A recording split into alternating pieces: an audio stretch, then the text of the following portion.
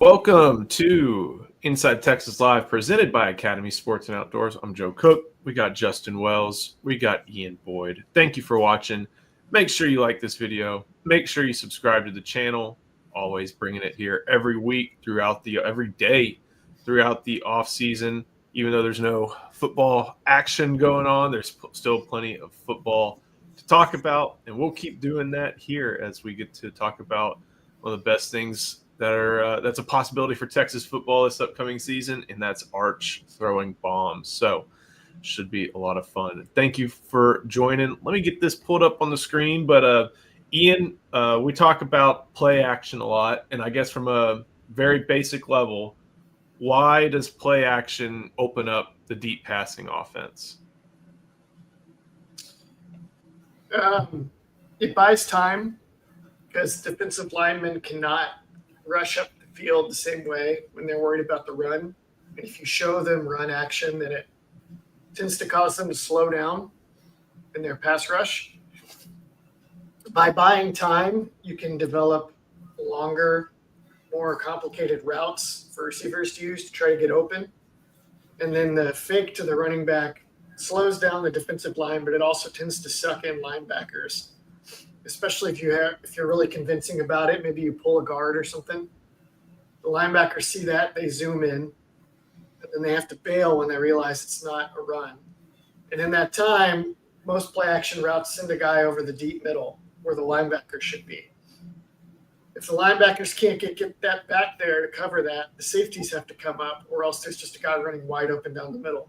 The safeties come up to get that, then you have the bomb post route over the top behind the safety. And so it's just a layered, sequential cause and effect deal that springs guys open, often behind the defense. Justin, obviously one of the things that these types of schemes need, however, you can't just run a play fake and hope it works out. There's got to be an actual threat to run, which we may not talk about a ton today, but that has to be there for this to have any sort of effectiveness. It absolutely does, and that's the beauty of having a guy like Arch Manning and Trey Wisner. You know, Wisner's a guy that they're going to rely on those guys like they did last year, but those guys are going to be as important as anything. If you're not, I think Georgia at home last year taught us, hey, you better have a run threat, otherwise we're going to pin our ears and have fun all day, and that's the lesson. You have to keep defenses honest. To do that, you're going to have to sell that play fake. Now, Arch has been selling that play fake forever. Like he's been. Hey, I guarantee he was working on that when he was 4 or 5 years old. That's a Manning staple. Just to sell, the hard sell on that play fake. I remember Peyton being so deliberate about that. But the run game's got to be a threat. And Trey Wisner is going to be one of those guys. C.J. Baxter is going to be one of those guys. Jarrett Gibson needs to be one of those guys. You got to keep the defense honest.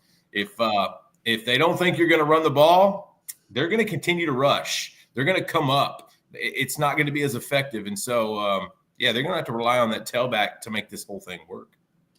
Ian, before we get to numbers you pulled up, a lot of people may have Pro Football Focus or see Pro Football Focus numbers, and here they are up on the screen, and be like, oh, well, he's got this on play action. And, even if this is close, it's good.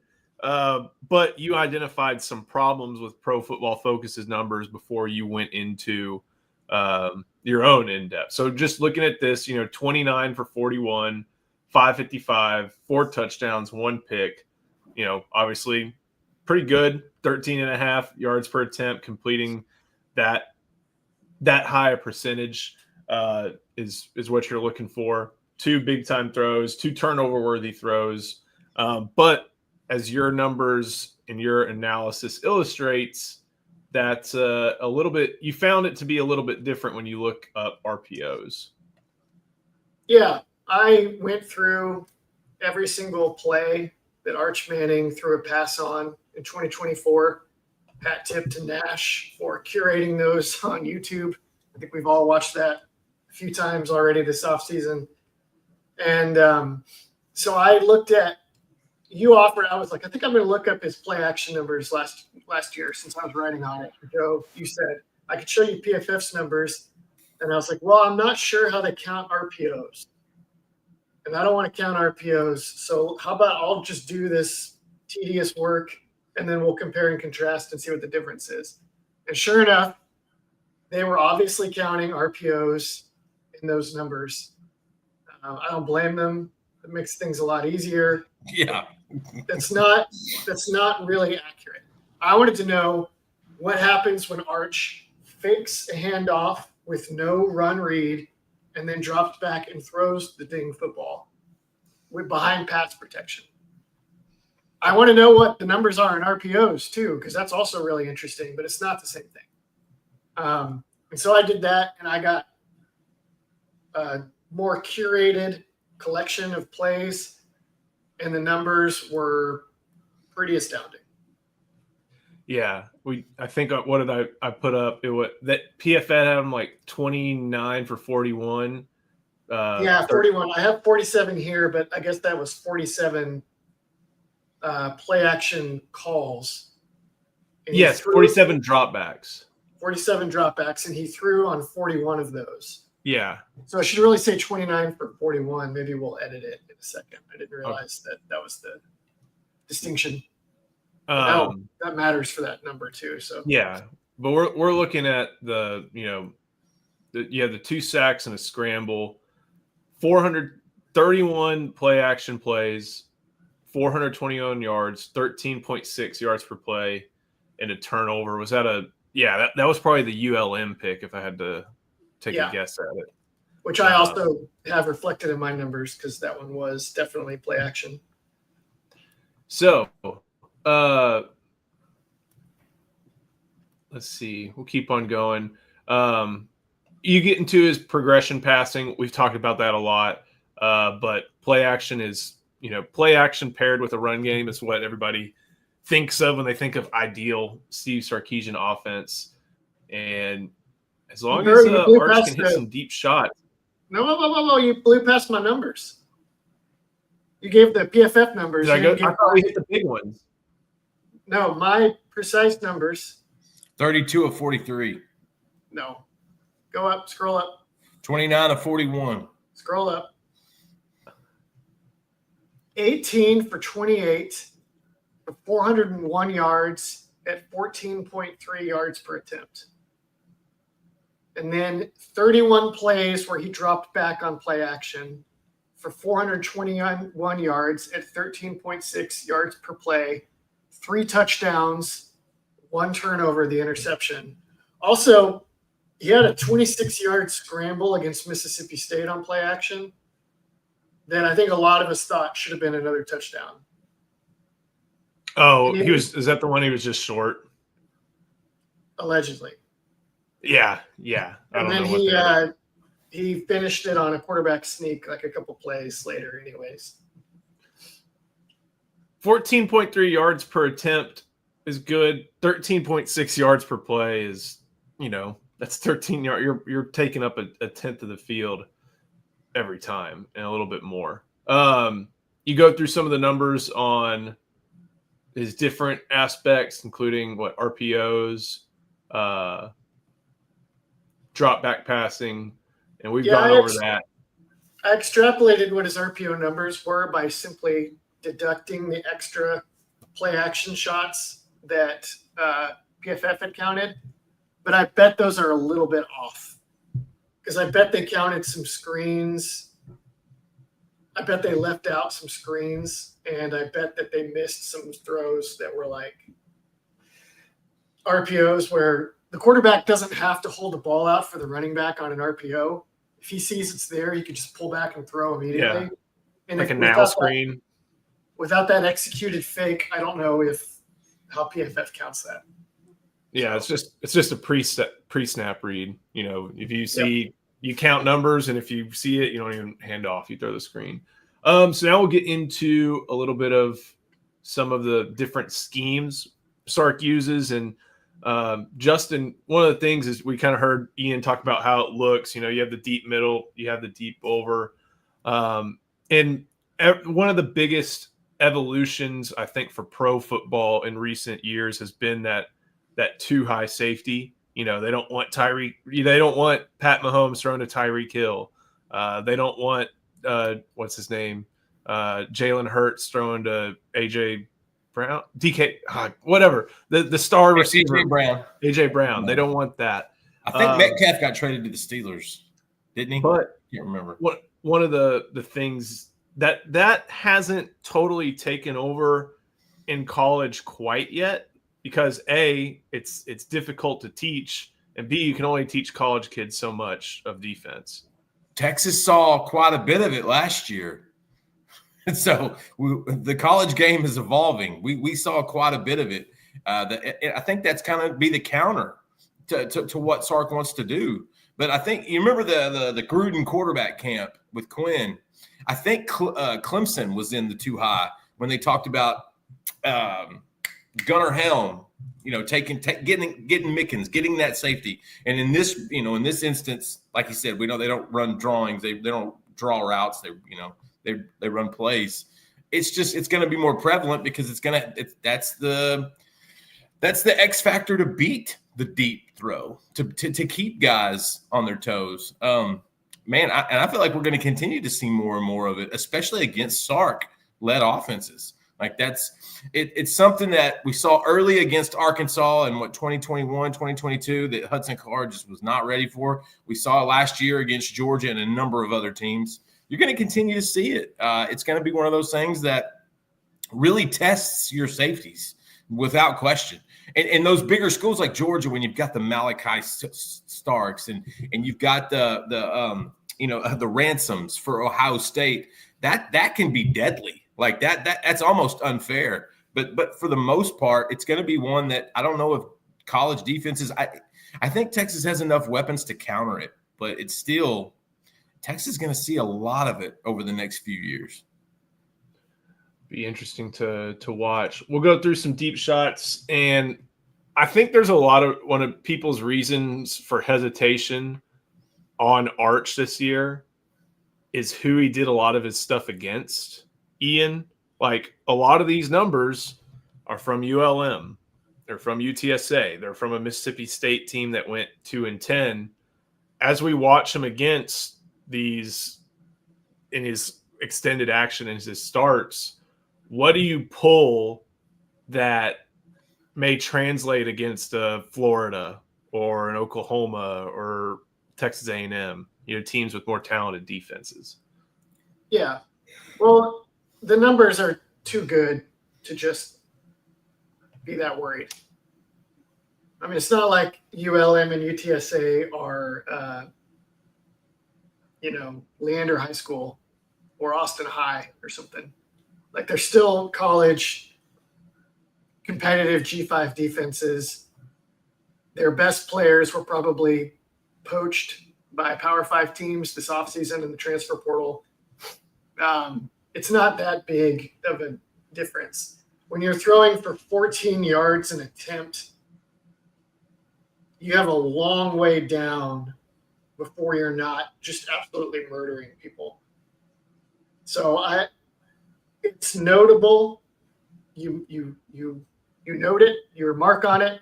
This is against weaker teams, but it's not like it's just that's going to show up against all but the very best defenses, assuming he does not improve. All right. And if he improves, it's going to show up against the best defenses too.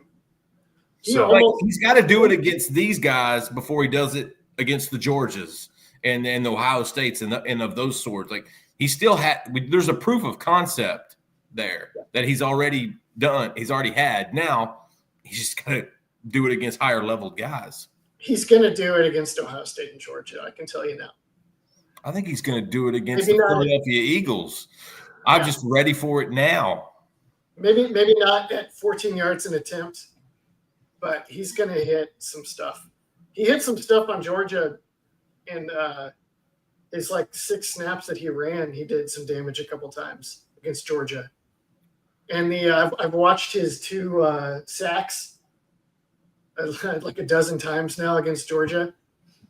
And they were pretty understandable. It was like a dude for the first one. He got run down. He got flushed and then run down by like some 5A outside linebacker or 5-star, not 5A. Damon Wilson, probably. I think it was Wilson. It might have been Walker. And it's like, he got run down by Jalen Walker. Right. It was Jalen Walker and then Michael Williams. And then I think Damon Wilson blew by Cam Williams and hit Arch when he's trying to throw in like 2 seconds.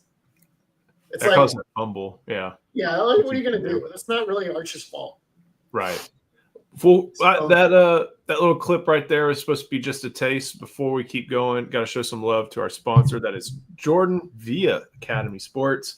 Academy Sports and Outdoors is your new home for Jordan. Gear up today and take flight on the court, off the court, and above the court. Unleash your greatness with head-to-toe Jordan gear for the entire family. Available in-store and at academy.com. Elevated styles and shoes for everyone. Unstoppable value every day. And plus, Academy offers easy ways to shop and save time, like free 1-hour in-store or curbside pickup on academy.com orders. Or you can choose same-day delivery powered by DoorDash. Order by 4, get it by 8. Check out Academy's full Jordan selection today at Academy Sports and Outdoors or at academy.com. Make sure we got the we'll get some here we go. I like this comment. I'm going to look up Lagway really quickly because I feel like because I like this. I think it's just kind of interesting to note. And they're going to be paired together for the next 2 years, by the way. Yeah. And I don't think it's unfair. No. You know, it's just kind of what it is. Lagway was 46 for 71, 818 yards, 11.5 yards per attempt, 5 touchdowns, 3 picks. So you're talking about strictly on play action? On PFF's play action. Yeah. So, yeah. And people lauded Lagway for what he did last year because when he was finally healthy, Florida won as a result. But I think this is starting to what this Florida was competitive as a result. I think that characterization is not fair, though, by Blake. He said Lagway played some bad defenses.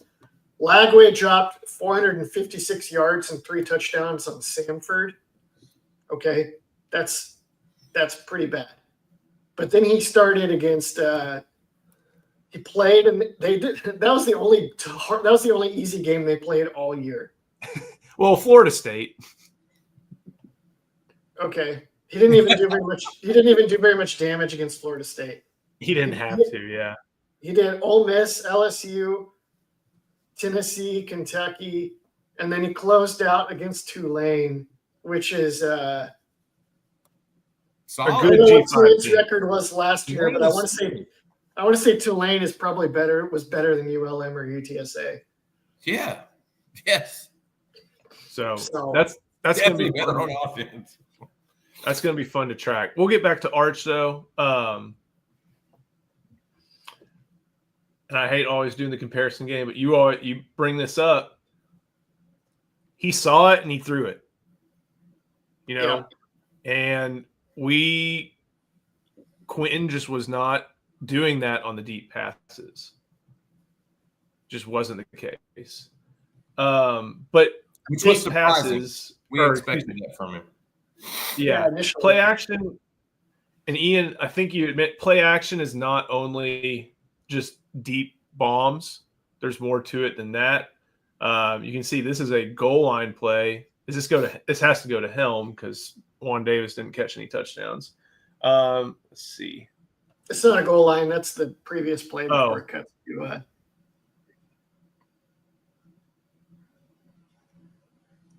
it's a little difficult to see, but say again. Go ahead. I was about to say it's a little grainy to see, but I think the thing worth noting here is watch what you were talking about with play action. Watch the guard. DJ Campbell pulls. And if you're a linebacker, you're thinking, okay, run play. And Texas does this decently often. Yeah.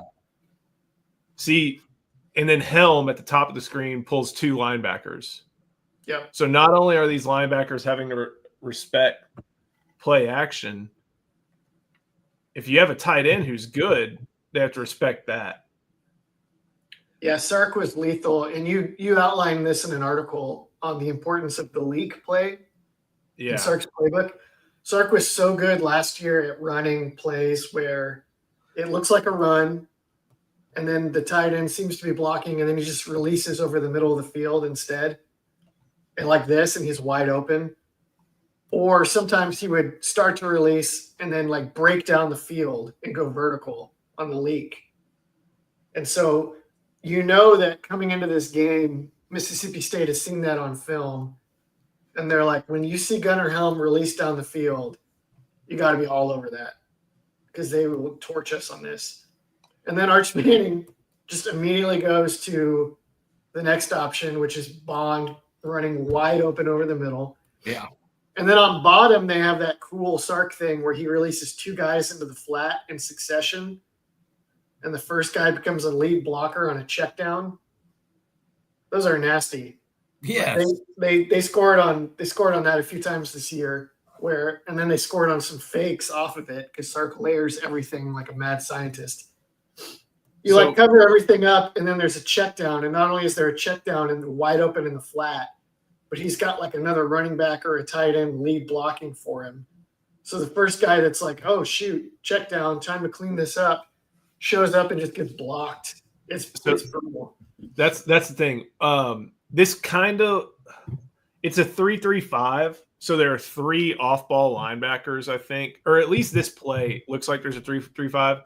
Watch how the Sam linebacker reacts to the play fake.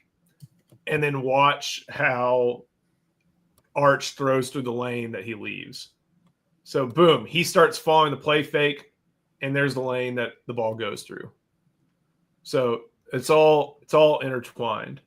Ian, with him hitting that second progression, how valuable is it going to be for Arch this year in this offense to have a guy that's going to literally go through progressions to hit the best check? Huge, Justin. But how big? Bigger than on the screen. That's pretty big. AR asks, the pump fake screen deep pass play was lethal in 2024. I almost counted those as play action, but I decided not to because it's just not what people think of with play action. But those are basically play action plays in modern football. Because you like fake the screen with the pump fake and then you throw it deep to the guy that was pretending to throw a lead block. Those are like a big part of Sark's offense. They're basically play action shots. It's just that the action is pass instead of run. But I did not count those because I didn't feel like trying to make some kind of modern statement. I just wanted to give everybody the numbers with what they would think of as play action. Off the top of my head, the SEC championship, bud. Yeah, I was going to say the pass to Golden in the corner at Arkansas. That was one. He's wide open. The deep corner, not the short side of the field. Yes, okay, yeah. Pylon. Now I think that's right. Yeah, that was a. I was thinking the last one, but okay. Yeah. So we'll keep going, and then as you kind of talk about, play action isn't just the bombs. There's more to it, but this is kind of a bomb just because how long this throw is. Like, that's not a bomb. That's what you call an M60. It's not a black cat. It's not a bomb. Okay, let's see. That's the 20. I'm trying to do some Pythagorean stuff here. That's the 20. Oh, boy. 26. From the hash to the number, I think, which is. Yeah, the 26 to the. I mean, that's still almost a 25-yard pass. Probably a little bit further. That's what we would call intermediate, Joe. It's an explosive. What's the numbers on the explosive play? Like, is it 25 or more yards, 20 or more yards? 12. It's 12 on. I think the stat thing calls it Yeah. 12 on runs and 20 on passes. Okay. So it's then you got the explosive play. Yeah. Yeah. Which I think that's going to be a staple of Manning.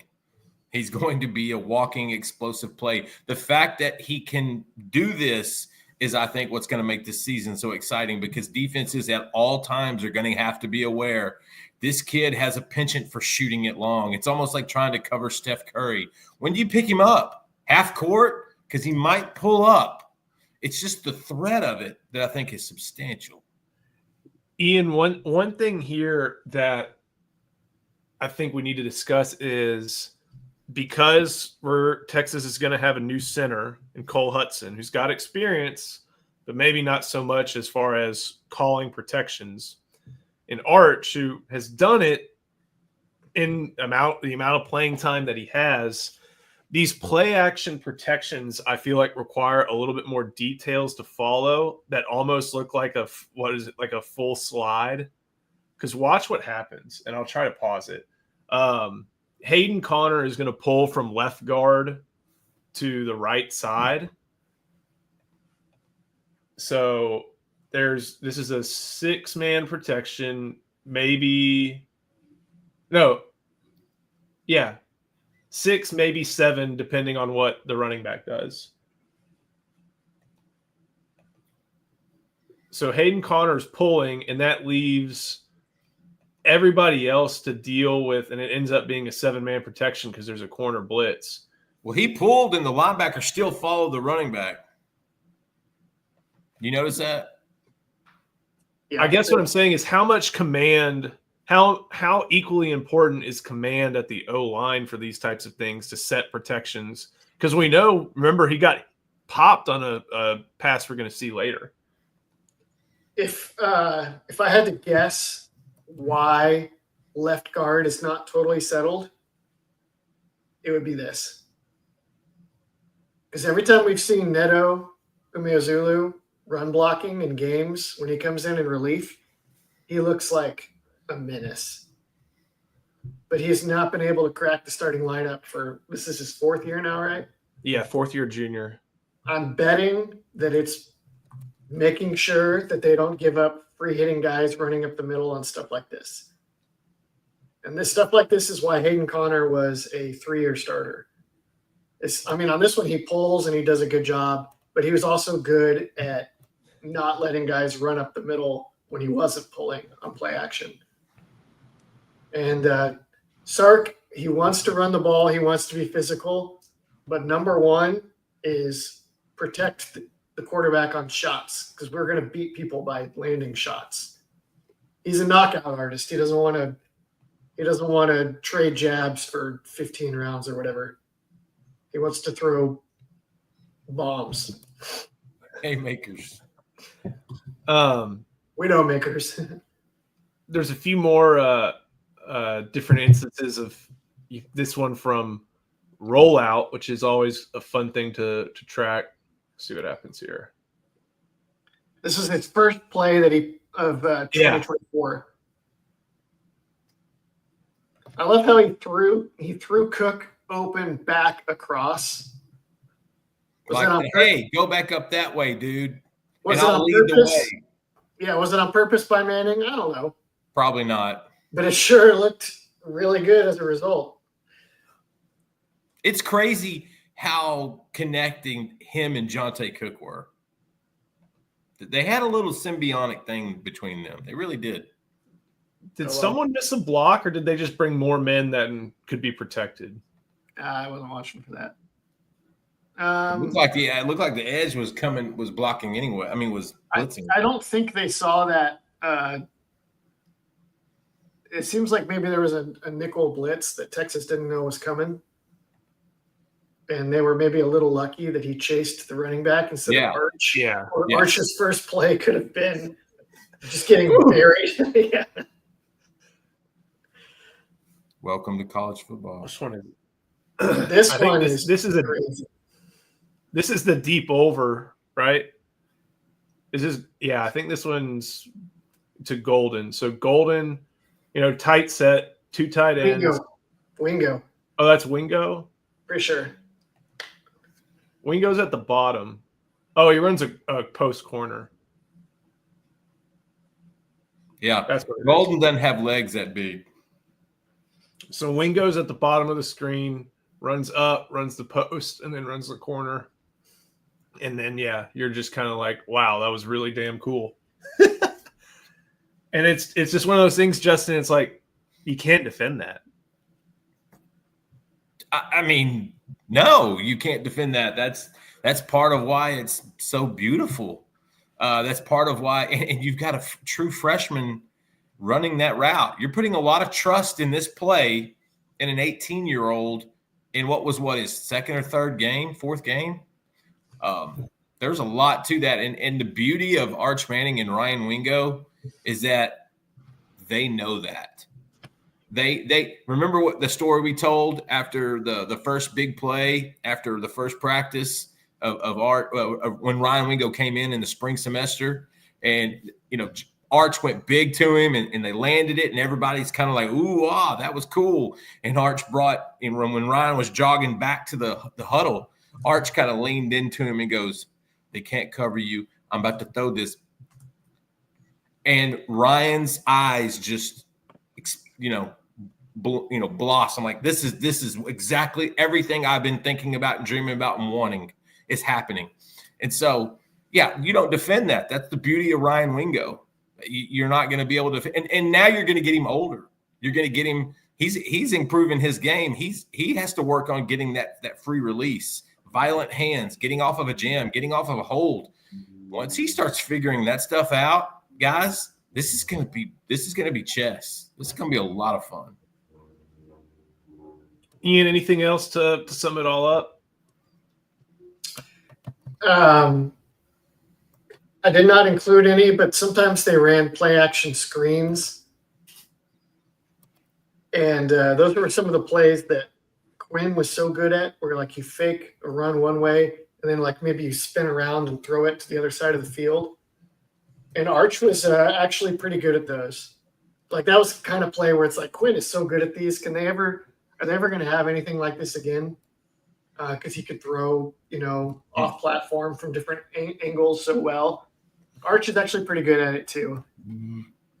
Every single type of play action play I've seen that Sark has, Arch is really good at it.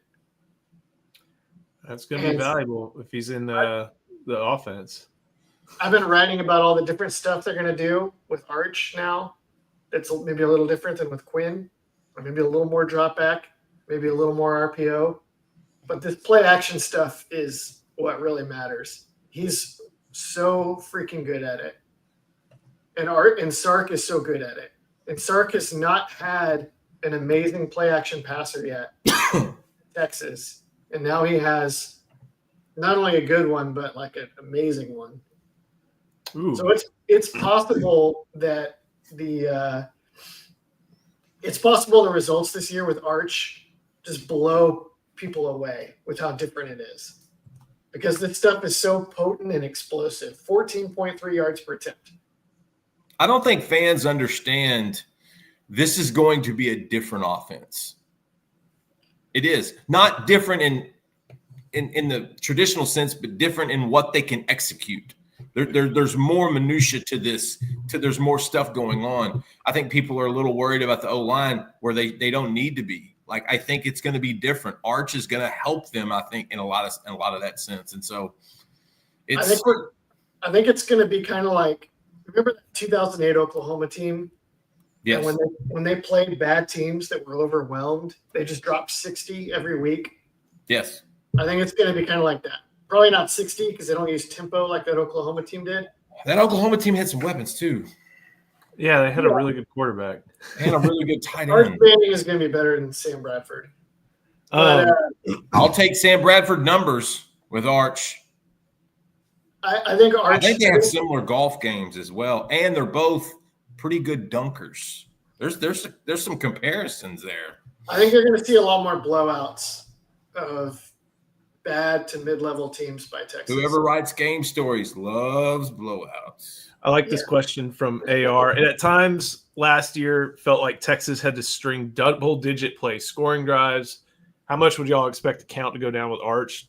Part of it, if you pick up 50 yards in a play instead of 50 yards in 4 plays, if he scores too soon, Joe, how much are they going to test this defense, which is probably going to be the strength of the program again in 2025? Doesn't matter. You put 6 points. It doesn't matter. You put 6 points on the board.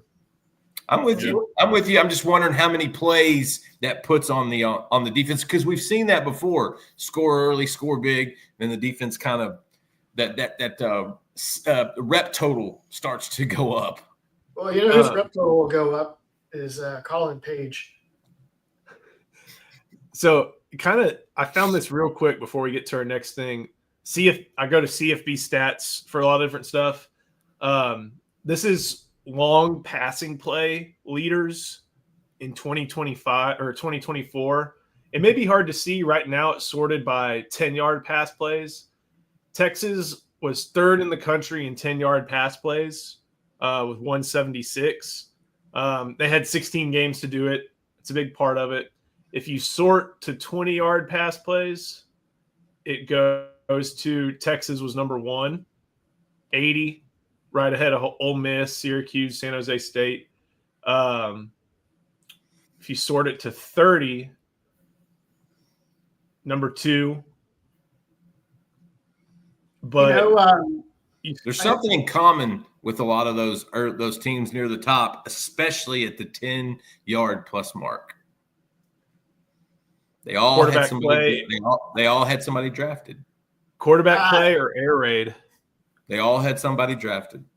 Let me note that a fair chunk of these for Texas came from those Arch numbers I just told you about. Anything over 40, 30, or 40 yards, it did. That 70-yarder was Arch. He had, let me see, I actually have it right here because I'd have it. He had a 40-yarder, 19-yarder, 75-yarder, 36-yarder, 56-yarder, 25-yarder, 22-yarder, 31-yarder, all on play action. And he had a couple bombs not on play action too. So like a ridiculous percentage of those plays that put Texas number 1 or number 3 came from Arch in like 3 games. It came from the backup quarterback. This is what I'm telling you about how different it could be next year. We need your assurance, Ian, for the fans. This offense is going to look different, and it's going to be good. It's going to be fun. It's going to be fun. Quinn averaged 7.8 yards per attempt last year. Arch averaged 10.4. Before we keep going, if Quinn had played these bad teams, but Chris has an interesting question. Because we saw the Arch package, and I'm wondering how much more we're going to see of that. Because that goes into the taking shots category. I mean, I'll count. What do we count as long? 20? Yeah. He'll do that. I bet he's got a couple. He'll do that a bunch of times, probably. A bunch? There's going to be at least one occasion where they run zone read. Nobody's paying attention to Arch. And he's going to tuck it and go. Yeah. And there's nobody. Heck, I mean, Quinn did that against – I don't know if it was zone read, but, like, he did it against Baylor. Like, if Quinn could do it, if Sam could do it, I think Arch is going to do it. One more thing. How many of the early opponents are going to be trying to put Arch on the bench as a defensive – that's what Mississippi State tried to do last year. Bleed the clock. Mississippi State – that Levy offense, for the most part, veer and shoot is go fast, go simply, and just go. But Jeff Levy knew that team, if they went 3 and out in a minute, they were toast. Yeah. So that's why they do the hurry up and wait. They would snap the ball, run the play, get up to the line, but then stay there to prevent Texas from substituting. Yeah, you get the advantage of keeping them in a personnel. You get the disadvantage of letting them rest, but you're shortening the game. That's the beauty of Texas defense, in my opinion. Like they're going to be able to take away some of that. You want to shorten the game? Get a first down because we'll give you 3 shots. Here's the thing, and the strategic personal foul. For what Arch Manning is, he's still quarterback of the Texas Longhorns, and that usually kind of puts that target on the back anyway. And also now, like, if you accumulate personal fouls, you can get tossed. If you get 2, I think you're ejected. So it's like, oh, well, they could put a walk-on out there. It's like, well, like, yeah, and then you can throw at the walk-on who, yeah, teams don't do this.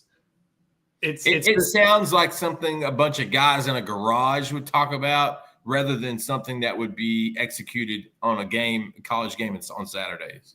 He also took at least 2 good shots last year. Yeah, Mississippi State. He probably took a couple against Mississippi State, and he took that one against Ohio State. Especially if you're getting hit. Yeah. Nothing was worse than the Ohio State 4th down play.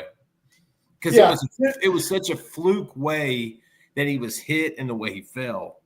Just a bunch of fluky stuff. That whole game, man. But if people don't think Oklahoma tries to hurt Quinn Ewers every game for the last 3 years, like it's already out there. Like Joe is saying, and it's not that easy. That's a rivalry too. That the hate just overlaps that, I think, too. It's not that easy to get a great shot on a quarterback.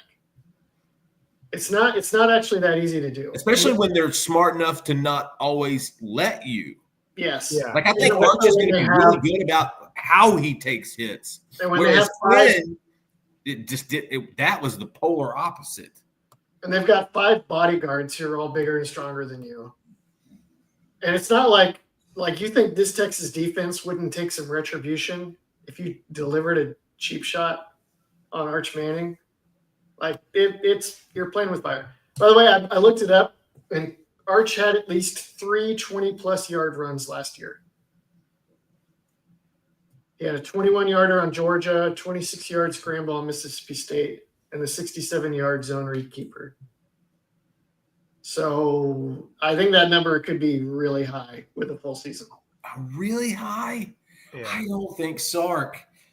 That was 2 scrambles, Justin. That was 1 zone read that they didn't defend and 2 scrambles, and that's right. I know they're going to use it. Using it is what makes it effective, Ian. I'm with you. I think you have to count the number of shots you let this quarterback take, especially in his first year, of taking over, especially with an offensive line that's going to be different now. There's a lot of gelling that needs to go on. You got to watch the count there, the hit count. And I think that's what makes Arch so good is it reminds me of Emmitt Smith. Like Emmitt Smith, they wonder how did he play so long, for so many, because Emmitt Smith was like the master of not getting popped. He would get tackled. He would not get blasted, which is what cost people injuries, careers, things of that sort. I think Arch is the same way. He's going to be able to be smart enough to understand, I don't want to box myself into this situation. Okay, he'll be a reactive guy, but they're going to have to use that, like you said, because it's effective, and it also gives this offense gives the defense something else to pay attention to. He was not that careful last year. As a freshman, probably not. But now that he's in it, he needs to be more careful about how he goes down, for sure. Yeah. And before we keep going, got to show some love to our sponsor. That is Andre the Lawyer. This video is brought to you by Andre the Lawyer. If you're injured, trust the team that secured millions for their clients and helped thousands of Texans with their injury case. Car wrecks, slip and falls, 18-wheeler accidents, on-the-job injuries, and wrongful deaths. Don't let insurance tell you what your claim is worth. Hire Andre the Lawyer to fight for you. Principal office is in Dallas, but they serve Texans throughout the state. So don't wait and call Andre the Lawyer today at 214-444-8808. That's 214-444-8808. The contact information is in the description. Thank you, LC. Other thing I wanted to talk about is 4th down. It's going to look a little bit different this upcoming year. And I tried to figure out what went into Texas' fourth down strategy last season. Longhorns were 18 for 34. They were middle of the country or middle of the pack, ranked 61st. And I went through every one. And I think there are a lot of people who believe that Sark started to go for it because Bert Auburn started to lack effectiveness. Michael Kern started to lack effectiveness. I can't tell if that's the chicken or the egg. I think it was also part of the I think it was also part of the let's show them something they're not expecting. Because how long did we wait the last 2 or 3 weeks of the season for that play to be a pop pass? Like, we almost thought at Ohio State that was about to happen. Right. So I think it was somewhat, I think it's both, actually, Joe. Right. I think there's that it's a little bit of both. But something Nash wrote, and it was even before, or excuse me, right after the Vanderbilt game, where Sark actually didn't go up for it on fourth down, took the points, and that turned out to be the margin that Texas needed to win the game, is that he just goes for it. Like, if you're inside the 40, but you're not in the red zone and you have 5 or less to go, he's probably going to go for it. I wonder if he's a good poker player. Yeah. So I tracked all of these, from Colorado State, ULM, all the way to the end of the season. Green is touchdown, green is first down, gold is touchdown, red is turnover on downs, black is turnover. And you can tell for the most part, obviously Georgia's a little bit different because when you're trailing, you just got to go. You have no choice. But when you look at the rest of these, 1 yard needed on a goal to go, 7, and it was, when they were already up big. Like, for the most part, in competitive situations, Justin, like where they have a lead, they're on the opponent's half of the field. If it's under 5 yards, they're keeping the offense out there. Do you think that's Sark's offensive acumen and his kind of gunslinger mentality from being a previous quarterback and knowing, hey, if we get this, we win, or if we get this, we're up 2 possessions? Or do you think it's the other side of it? I think last year it may have been more the other side of it, but we've seen him just go for it. He's been a pretty regular go for it type guy. I'm wondering what Herman was always about the notebook, the analytics. I wonder how Sark views that in this constraint. So here's the thing. And the stuff that's highlighted in yellow is like outliers. One thing you can see is that they have, it's either 11 or 12 personnel for the most part. But this Florida one, when it's 4th and 1 on the -24, and Sark goes for it, and Gibson gets the 1 yard. He claimed after that game that the book said go for it. And that might have been one of the first times I think I've heard him say that. I think there are 2 possibilities. Either that wasn't true, which, maybe he doesn't have to say, or the book did say go for it, and that allows us to infer a lot about how many decisions and how often coaches are actually going against the book. That would be a fascinating deep dive if you could ever, unearth enough of that info for a story, because I think part of it, like, I think AR makes a point. I think Sark goes with his gut. I think a lot of offensive-minded head coaches go with their gut. If you let the OC run it, they're going to go for it every time, guys. At least the most of them. Maybe the hardcore conservatives won't. But like most offensive guys, they're going to grip it and rip it. I think this is more of Sark just being, a gut feel. If you're getting a push up front, if you're moving the D-line, That's an easy call. But Sark doesn't have a binder. I don't know. No, every coach has a binder. Yeah, I think they all do. We just made fun of Herman for mentioning it so often. Right, because Herman almost, you know why? Because Herman would throw that binder under the bus. And it was the silliest thing he would ever hear. Like, all the binder told us, you saw what that damn binder did. I'm going to have to look for another binder. It's like, come on, own it, man. He would use it as a shield. Yeah, and I'm like, own it, dude. Exactly. You're Mr. Smart Analytics. This is from the first half of the year. You know, when you're trailing, you go for it. You know, UTSA, that was just kind of that one up here. That one was Quinn had just thrown an interception, so he's trying to keep the offense out there a little longer. You can find explanations for a few things.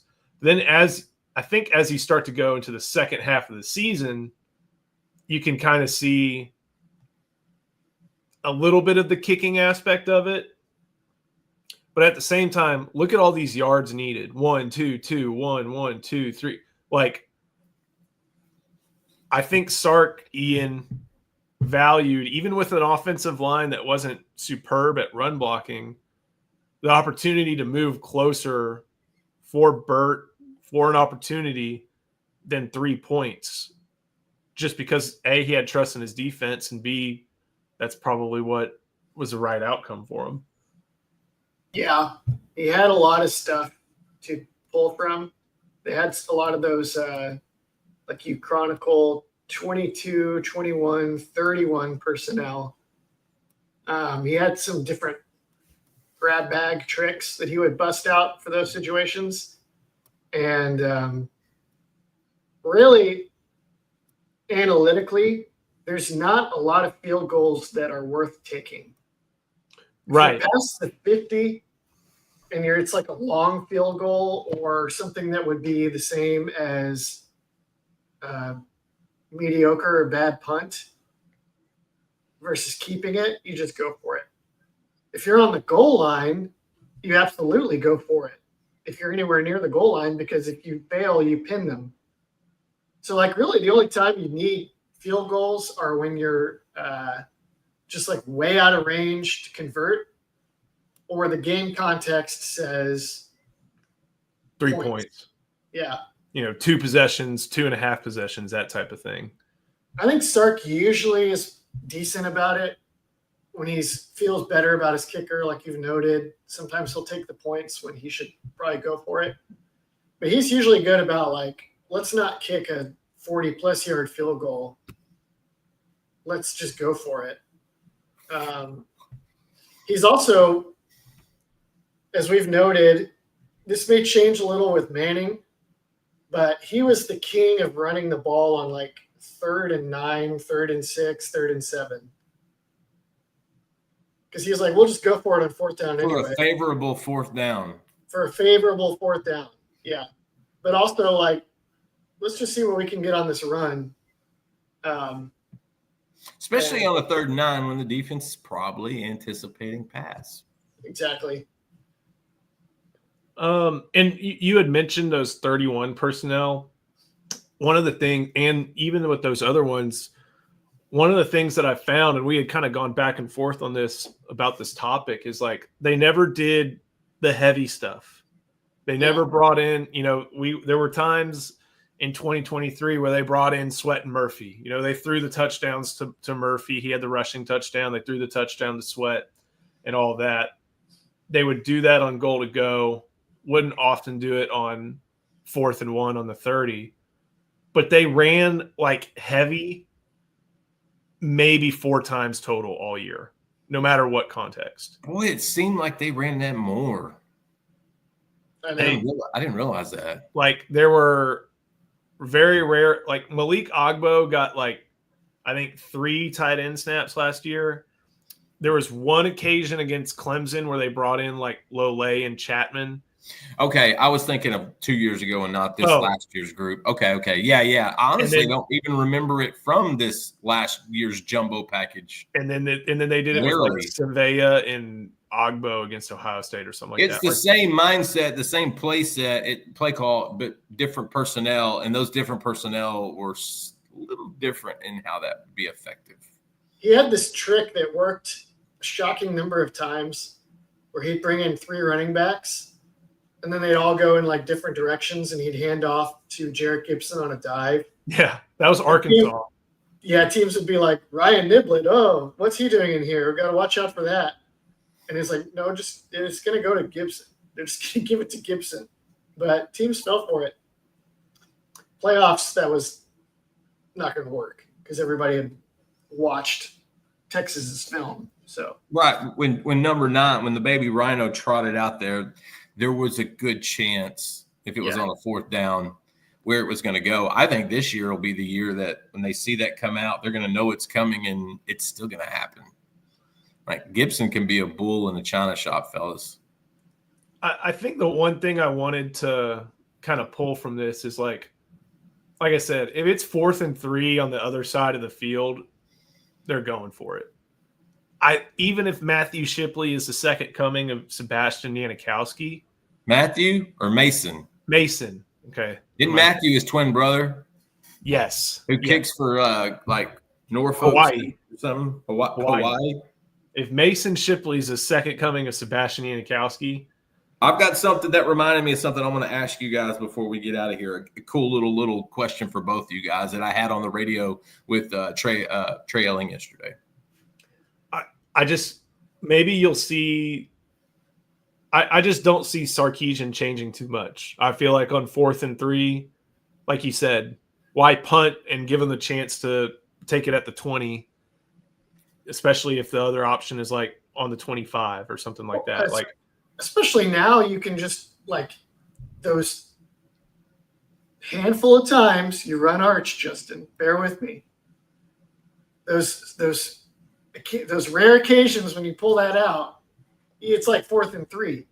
4th and 3, you drop the like inverted zone read play to Arch Manning that you've put on film like once all year. That's absolutely when you do that kind of stuff, and that's gonna like massively expand the arsenal for those situations. Yeah. All right, Justin, lay it on us. This is going to be fun. So yesterday I was on ESPN Austin with Trey Elling, one of our good friends, friend of the program at InsideTexas.com. Clemson and Notre Dame scheduled a 12-year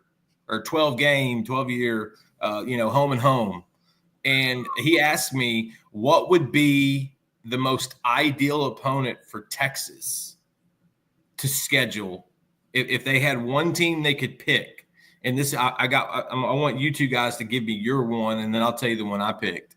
But if there was one team that they could pick for a 12-year home and home, you rotate back and forth for that amount of time, who would it be? Is there any motivation, or is it just a question? It's just a question. It's like, I mean, if you're in that situation, if you're a player, a coach, a fan, someone covering it, where would the best, in your opinion, what game would that be? Like, I have an idea where people want to see, but then I had mine. I had fun with it. Ian, you go first. I have 2. One of them is I'm not sure which one. I think it's the one AR just said. It's USC. USC. Okay. Not USC. I think it's like Notre Dame is the other one. Notre Dame is the easy one, I think. Notre Dame's the easy take. And USC, I like USC because every other year, you're in California showing those West Coast kids what it's like to play some football in the southeast region of the country. So I think that's a good sign. Sark says USC, no doubt. Sark says USC. What about you, Joe? No, y'all are wrong. It's UCLA. No, way Explain less. Explain. I want to hear this. Your risk of loss is far less. You are also inviting a team that's not going to be a consistent or attempt to be a consistent recruiting presence in your backyard. USC continues to try to recruit Texas. Yeah. Part of that has to do with Lincoln Riley, but it's just USC. It's a national brand. You're giving them an opportunity to be in your state. And, I know we all got TVs on our phones. That's valid. That's valid. There. UCLA is not doing that. And then at the same time, you get the reciprocal ability to go to California and say, we are playing in SoCal every year. You get the ability to, again, you're never entering a hostile environment. You're probably getting a home crowd. And then you're also getting it at the Rose Bowl, which is pretty cool. So don't we have to end soon so you can make it to ballet class on time and get your tutu on? Oh man. Yeah. What I'm thinking for the best for Texas with Fans don't want to watch Texas versus UCLA. It either goes well and we get these like fringe benefits, or it goes like 1998. Yeah.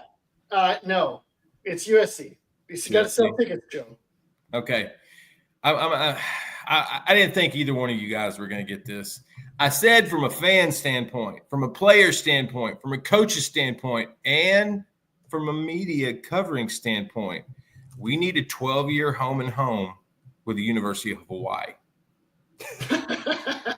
Stay with me. Every other year, you're taking your family on a vacation during the season. With NIL, these kids can send their whole family to Hawaii for this vacation. Plus, you'll get a little bit of stipend because it's part of the road trip, okay? Kyle Flood's been in Hawaii recruiting the last 3 cycles. They were there last week to see Malachi Lee. They were there 3 years ago to get Leona Lafau. There's some guys on that island. You get a home and home every year. To me, I think it's pretty simple. I've never been to Hawaii. That's where I want to go next. So from a big perspective, we need a 12-year deal with Hawaii. We really do. I am 100% into this. I think this would work on all levels. I think Joe and I would travel to the first game, have a freaking blast, go over there, blast the Rainbow Warriors, check out a couple new recruits that would come to your program and instantly be, strong pillars of the program. It's got to be Hawaii. No, here's the problem. There's no problem going to Hawaii. There's no problem going to Hawaii. It's that 6 out of those 12 years, Hawaii comes to Austin. Sure. And Texas already has a tough non-con every year. They're going to schedule in Ohio State and Michigan. USC is the right answer. Instead of ULM, instead of UTSA, let the Rainbow Warriors come through there. USC for because when they come to Austin, everybody wants to go to that game. Do what? It's USC because the 50% of these games, you're selling an awesome home game, maybe at night against USC. And those are special memories. Yeah. Plus, USC isn't Will Gallagher. See, I knew Will Gallagher would understand this because he's like, you got to understand the travel of media. I'm looking for. You're just trying to expense a Hawaii trip. We're talking about what's best. 100%. I'm not denying that. Like, if anything, I'm like, yes, you're right. Let's do that because it's for the best for the program, and it would be best for the site. I can sell that. I'm thinking. So why not? Why if you're going to say USC, why not Oregon? Because no one wants to go up there. Wait. Bull. You've never been, so you can't say that. It's a nice people campus. Do want to go up there, and they don't want to come home. No, if you're a football player, talk to one of 2,000 recruits, I promise. Yeah, because they get to go live in a spaceship. Yeah, but the whole place is beautiful. The whole experience, the weather. You drive from Portland for like 2 hours. No, you don't. 2 hours. It's like an hour and 15 minutes. You have to drive for 2 hours to just nowhere, Oregon. It's a beautiful campus, but like Notre Dame, at least right by Chicago. There's nothing. There's nothing out there, and there's no recruits that you give a rip about because you're just inviting one of your number 1 out-of-state poachers to come to Austin every other year. You go to USC and you're just like, Sark is bunking at Mater Day every Friday night. Once every other year.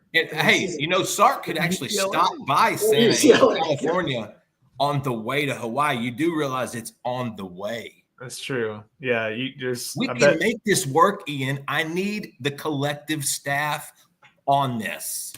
all right, which would be you have to pick a Power 5 team. Which would be the worst? Like worst. Like you get no benefit. You play a tough opponent. It's not in a good reciprocal location. Texas Power Tech. 5. I was thinking that or maybe Iowa Right. State. Or Iowa. Nobody goes to Lubbock unless they're told or forced. If you go and if it's going to be like in August too, if it's like the non-conference, so that makes it worse than Ames. Maybe I like Ames. Hey, Ames is kind of a cool place to watch a football game. I like Ames. In and out quickly, great fans. They're fun to talk to. I like Iowa. Ian, what's East Lansing like? A lot better than Lubbock. I'm with Chris Bennett. I think Iowa would be of very little benefit for Texas. Very little, because you either win 7-5 or you lose 7-5. Lansing would be kind of awesome because it's at the time of year when Michigan is a nicer place to be. Yeah, the weather, that's perfect. The city of Lansing is decent. It's not like amazing for a destination, but you're also within easy road trip distance of all of the like more remote hidden beauties of Michigan, like Mackinac Island or Sleeping Bear Sand Dunes, or just all these like kind of amazing lake type vacation. What about Camp Randall? Yeah, that'd be fun. Camp Randall would be decent. It'd be fun, but it wouldn't be the best. We forgot one though. Why not the U? That's valid because I can turn a Coral Gables trip into a vacation. I think there's ever since that Cotton Bowl, Joe, Miami and Texas have kind of needed to play again. But a lot of what applies to the USC also applies to Miami. Right, and you're going to find probably a few more in Dade County. You're probably going to find a few more in South Florida. You can easily do that. And Miami's already trying to recruit in Texas. They get a couple of them every year. Miami's kind of like that. If I can't get Hawaii, I'll take Miami. I'll take South Beach. Yeah, I think that's pretty good, Joe. I like better that. Than UCLA, better than UCLA. So we're it sounds like we're doing we're trying to cover all the scope. I'm saying we're doing our best. Oh, Virginia Tech. Pooh. No, why Winnie the Pooh just brought it. But it's a cool experience, but there's no other benefit. But you don't want it for 12 years. So we're basically mountains. I don't know. It's okay. We're basically finding weak to semi-strong power conference teams in metropolitan areas Texas would like to mine, right? So we're doing that's only part of it, Joe. USC, UCLA, Miami, Georgia Tech. I would say Maryland, but we know where that went. Yeah, no. You're going way too up northeast. No. I mean, there's no reason to go to say Boston College. No. There's no reason to go to Northwestern. No. Although that new stadium is going to be pretty cool when they get it built. That's Chicago too. They get the funding for that. It's either UCLA, USC, or Miami. I got another bad one. Those are what Joe said. It's of those after Hawaii. After Hawaii, but they're not Power 5 though. Too. It doesn't have to be. I don't care. They're Power 5 in my book. When I'm booking that room, that's Power 5. Syracuse is a really good bad one. I got another really good bad one. Oh, Syracuse. Do they still play in the Carrier Dome? I think so. Maryland. It's not called that, but it's still that. Maryland. Yeah. It's not as bad as Lubbock, but I would not be excited to do. People don't understand. Washington, D.C. is one of the most humid places on the planet Earth. It's a swamp. No, thank you. And that stadium they played in was a freaking NFL stadium. No, not Maryland. That is the worst stadium. I think actual Maryland Stadium would be good, but they wouldn't put it there. You do get to go to DC, I guess. That's not the worst. I've been to DC enough to know I want to go to Hawaii. Oh, yeah. And with But hey, DC, I'll take a DC trip. You know, Smithsonian, White House, all that kind of fun stuff. Justin, let's bring this to the board in a minute. I think that'd be a fun one. So, and if you want to come discuss it with us on the board, head to InsideTexas.com. You can sign up today. We're going to have a ton of recruiting stuff all over the course of the next few weeks. And of course, if you're here, make sure you like this video and subscribe to the channel. We're going to have it not just today with the deep dive, but even further with recruiting scoop tomorrow inside the program and even more throughout the rest of the week. So, Justin, thank you so much. Ian, thank you so much. Thank you for watching. We'll see you next time on Inside Texas Live, presented by Academy Sports and Outdoors. Don't miss that.